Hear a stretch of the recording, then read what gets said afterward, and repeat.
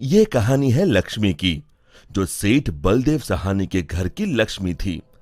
लक्ष्मी के 3 भाई थे, जो गांव के साहूकार थे। तीनों के तीनों हट्टे कट्टे और तंदुरुस्त थे, और लक्ष्मी अपने तीनों भाइयों की जान थी।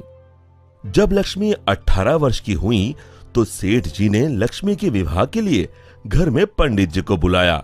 यजमान, बेटिया की कुंडली जिस युवक से मिल रही है वो एक बहुत ही साधारण परिवार का है। अरे उससे क्या फर्क पड़ता है, हम तो अपनी बेटी को अपने घर ही रखने वाले हैं, हमें तो घर जमाई चाहिए। लेकिन यजमान, मुझे नहीं लगता कि ऐसा कुछ संभव है, ये युवक घर जमाई नहीं बनेगा। तभी सेठ जी की बेटी सेठ जी के पास आई और उनके कानों में कुछ फुसफुसाई। उसकी बातें सुनकर सेठ जी के चेहरे पर मुस्कान आ गई। ठीक है पंडित जी, आप शादी की बात आगे बढ़ाइए। और फिर कुछ महीनों में लक्ष्मी की शादी एक बहुत ही साधारण युवक विमल से हुई। शुरू में दोनों की अच्छी बन रही थी और विमल की मां सरिता भी बहुत खुश थी। एक दिन सोते वक्त लक्ष्मी ने विमल से बात की। ना इस घर में ढंग का सोफा है, ना गद्देदार पलंग और ना ही टीवी। ए जी, आप मेरे साथ मेरे पापा के घर चलिए ना, वहाँ सब कुछ है। नहीं लक्ष्मी, अब यही तुम्हारा घर है, तुम्हें इसी घर में रहने की आदत डालनी होगी। उस दिन के बाद लक्ष्मी हर छोटी छोटी बातों पे विमल से झगड़ा किया करती। उनके बीच बात इतनी बिगड़ गई कि अब लक्ष्मी कभी बेलन तो कभी बर्तन फेंक फेंक कर विमल को मारती। विमल बेटा, ये क्या है, तुम दोनों ऐसे लड़ क्यों रहे हो? माँ, ये रट लगाए बैठी है कि मैं भी इसके साथ इसके बाप के घर में जाकर रहूं, घर जमाई बनकर। भला मैं ये कैसे कर सकता हूँ, और इसीलिए हमारी रोज अनबन होती है। एक काम कर, तू उसे अच्छे से समझा कि अब यही उसका घर है। अगले दिन फिर से लक्ष्मी विमल को अपने घर चलने के लिए जोर डालने लगी। आप मेरे साथ मेरे घर चलिए, आपको यहाँ गरीबों की तरह जीने की कोई जरूरत नहीं है, मेरे पापा के पास सब कुछ है।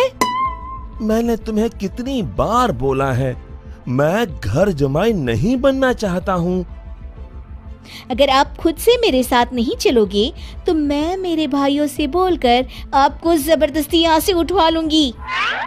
बहू की ये बात सुनकर सरिता को अपने बेटे की चिंता सताने लगी। इसके तीनों भाई तो इतने शक्तिशाली है, मेरे बेटे का क्या हाल होगा। ये मैंने क्या कर दिया, इससे अच्छा तो किसी गरीब की बेटी ब्याह लाती, कम से कम कोई आफत तो नहीं आती। अब सिर्फ बाबा जी ही मेरी मदद कर सकते हैं। सरिता बहुत दूर एक बाबा जी के पास गई और उन्हें अपनी पूरी दुख भरी दास्तान बताई। अब आप ही बताइए बाबा जी, मैं अपने बेटे को बचाने के लिए क्या कर सकती हूँ? ये ताकतवर इंसान ऐसे ही होते हैं, हमेशा निर्बलों को दबाना चाहते हैं। अब सिर्फ गुफा में रहने वाली डायन ही तुम्हारी मदद कर सकती है, सिर्फ वही तुम्हें ताकतवर बना सकती है, जिससे तुम अपने बेटे को बचा सकती हो। बाबा जी, मुझे ये डायन कहाँ मिलेगी? वो उत्तरी दिशा में मिलेगी, लेकिन उससे मिलने से तुम्हारे प्राण भी संकट में आ सकते हैं। अपनी बेटी की जान बचाने के लिए मैं कुछ भी कर सकती हूँ। सरिता उत्तरी दिशा में निकल पड़ी और गुफा तक पहुंचते पहुंचते उसे रात हो गई। कोई है यहाँ? क्या आज एक इंसान यहाँ खुद चलकर आया है? वो भी मेरा खाना बनने। मैं आपसे मिलने आई हूँ। मिलने? मुझसे? हाँ। वो भी खुद चल के? बताओ बताओ क्या बात है? सरिता ने डायन को अपनी कहानी सुनाई।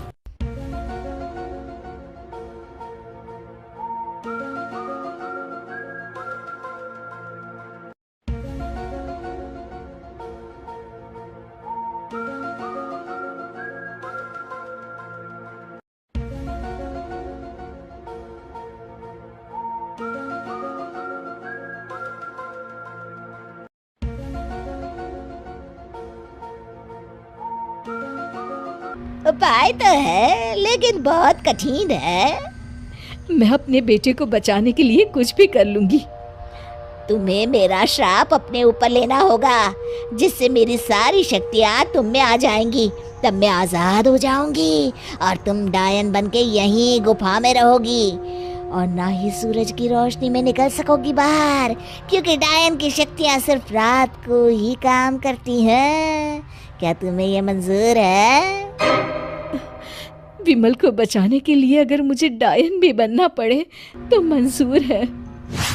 डायन ने कुछ जादू किया और डायन की सारी शक्तियां सरिता में चली गईं और अब डायन आजाद होकर एक औरत बन गई और सरिता डायन बन गई। यहां पूरा दिन हो गया था।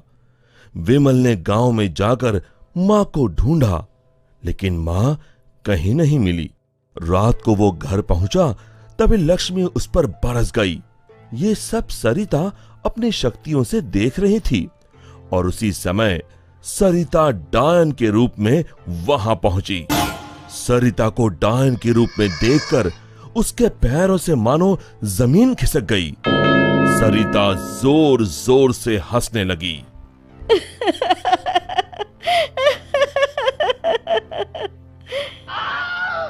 आलतू जलालतू आई बला को टालतू, आलतू जलालतू आई बला को टालतू, आलतू जलालतू आई बला को टालतू, आलतू जलालतू आई बला को टालतू, आलतू जलालतू आई बला को टालतू।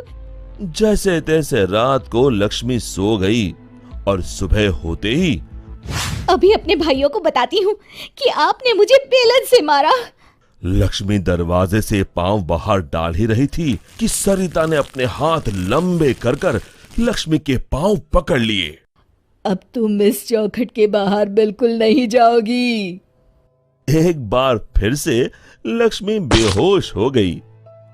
अब जब भी लक्ष्मी कुछ बेतुका करने जाती थी, सरिता बीच में आकर अपने बेटे को बचा लेती और बेचारी लक्ष्मी डायन से डरकर घर के कोने में दुबक कर बैठी रहती।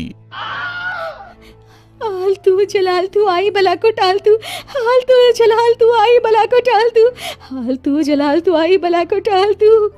विमल दिन रात अपनी माँ को याद करके रोता। तू कहाँ है माँ?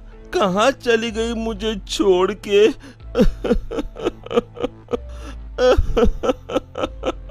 बेटा विमल, मैं यही हूँ तेरे पास, लेकिन इस डायन के रूप में।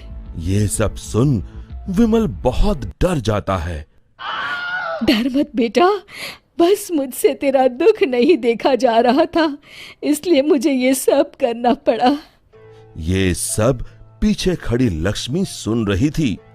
तभी सरिता ने उसे अपनी शक्तियों से दीवार पर लटका दिया। जा रही हूँ, मगर एक बात समझ ले, मेरे बेटे को परेशान करने की भी तूने या तेरे घर वालों ने सोची तो मैं यहाँ फिर आ जाऊंगी। जी जी जी माँ जी। तभी तो कहते हैं माँ से बढ़कर दुनिया में कुछ नहीं। माँ एक वरदान है जो अपने बच्चों के लिए कुछ भी कर सकती है। दोस्तों, हमें उम्मीद है कि आपको हमारी ये कहानी पसंद आई होगी। कृपया हमारे चैनल को सब्सक्राइब करें और सभी अपडेट्स के लिए बेल आइकन जरूर दबाएं। और हाँ, वीडियो लाइक और शेयर करना मत भूलिएगा। Bye bye.